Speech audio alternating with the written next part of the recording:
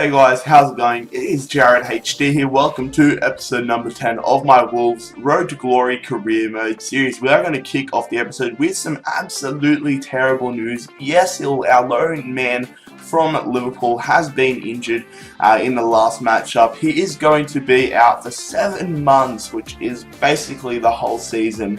Well, actually, it is going to be the whole season because we are in December. So that is absolutely terrible news. He's been in absolutely great form and basically his time at the club is up. But we have to turn our attention to this matchup in the League One against it is Crewe Alexandria, and hopefully we can get a point or 3 points against the side that aren't really going to be too much of a challenge. Hopefully they are pretty down low in the ladder, I should say. So 3 points is basically imminent, and our quest for the 3 points gets off very well as we get a goal early on, and then in the second half, Jacobs there gets it past the keeper with a great save, and then Linden is able to follow up and collect the scraps and give us a 2-0 advantage. And we get another goal here as Jacobs gets his ball cleared away. He makes a great tackle, gets fouled, but Eusebio gets to the ball, he passes it back to Jacobs. Jacobs takes a shot and gets it in off the post to give us a 3-0 advantage. Absolutely awesome stuff there from Jacobs, the left midfielder, having a great game of course. But in the 77th minute, it is Osman here from Crewe Alexandria on the ball. He's looking for support. Plays it through to his mate Moore. Moore is on the run. He's going to cross it into Waters. Waters gets it past our keeper on Hua and gives Crewe Alexandria a 3-1 deficit. Luckily, we are able to hold on and get the 3-1 victory over Crewe Alexandria, successfully getting 3 more competition points, and Linden picking up a rare brace. Happy about that, of course. Excuse me, but the next matchup of the episode is going to be another matchup against Brentford in the League One yet again. Brentford are a side that we seem to play a lot this season, and basically every time we play them it ends in a 0-0 draw. It's just something I share with Brentford. Both our defence is always on par when we come up against one another, but hopefully we can break the mould and get another 3 points in the competition. We are close to overtaking Bristol City on 46 points with 2 games in hand, so hopefully a victory can occur here.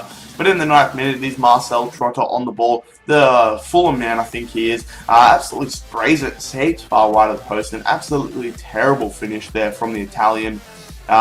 Keeping it at 0-0, but then on the stroke of half-time, Mason Bennett, the 16-year-old, plays an absolutely beautiful ball there to Dicko, who cuts back in. He's going to finesse it, but he puts it wide of the post yet again. In the second half, the 60th minute, is Dicko passing it to Evans. Lee Evans, I believe his name is outpacing the terrible defence there from Brentford. Can he get the goal here? He's going to outmuscle the guy. He's going to take a shot, but a good save there from Lee, the Brentford keeper. And the final chance of the matchup is going to come in the 90th minute. Sacco with the free kick, and he hits it off the bloody crossbar. Unlucky there from Bakary Sacco.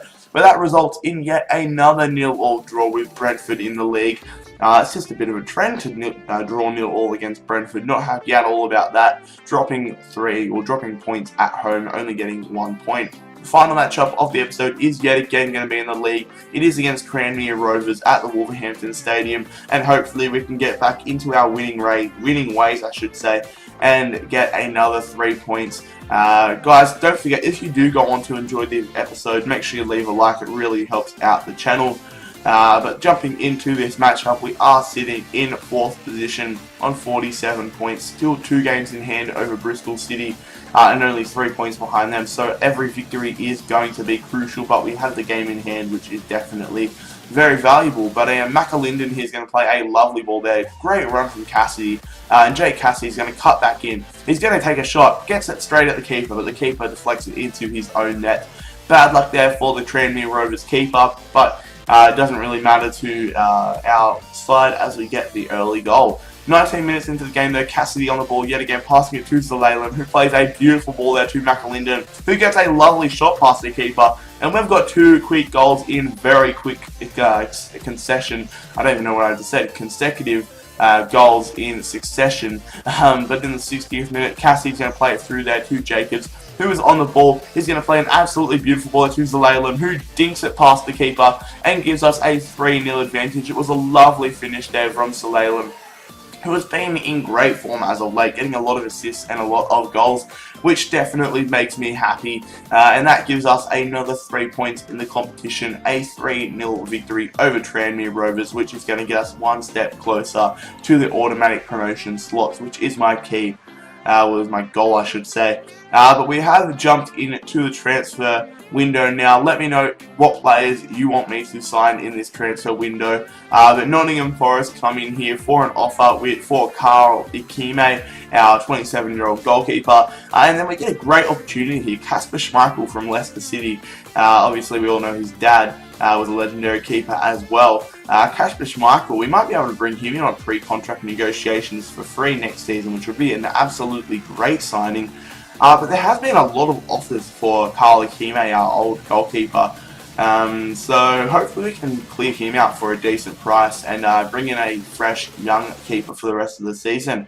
But Braunschweiger, the next team coming in for Ikeme's signature, trying to get him into their side. We've had Nottingham Forest, we've had Braunschweiger, and we've had, I can't remember who the other side was. Actually, it was Sheffield United, wasn't it? Paraguay come at us here with an international management offer. Of course, I'm going to decline it. And yet another club coming in for Carl Ikeme. This time it is Reading.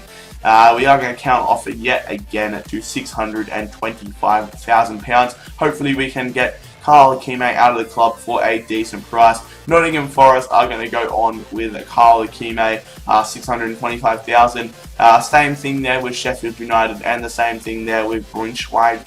And then Kasper Schmeichel has declined our pre-contract, which I'm going to counter up to £30,000. A crucial first-team player and 3 years. Hopefully we can bring him in next season. But for the rest of this season, I want to bring in Mitch Langerak as a replacement for Carl Ikeme. This guy is a great keeper. Met him a few times. He is the Borussia Dortmund backup keeper, but he is one of Australia's best keepers behind Matt Ryan. Who I also want to bring in, but he was a little bit too expensive. So hopefully we can bring in Mitch Langerak for not too much from Borussia Dortmund. But lads, that's how we're going to wrap up the episode.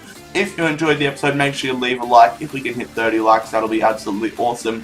Make sure if you are new around here, you drop a sub. Follow me on Twitter at JaredHD. But most importantly, lads, have an awesome day. It's been Jared HD here. I'm out. Peace.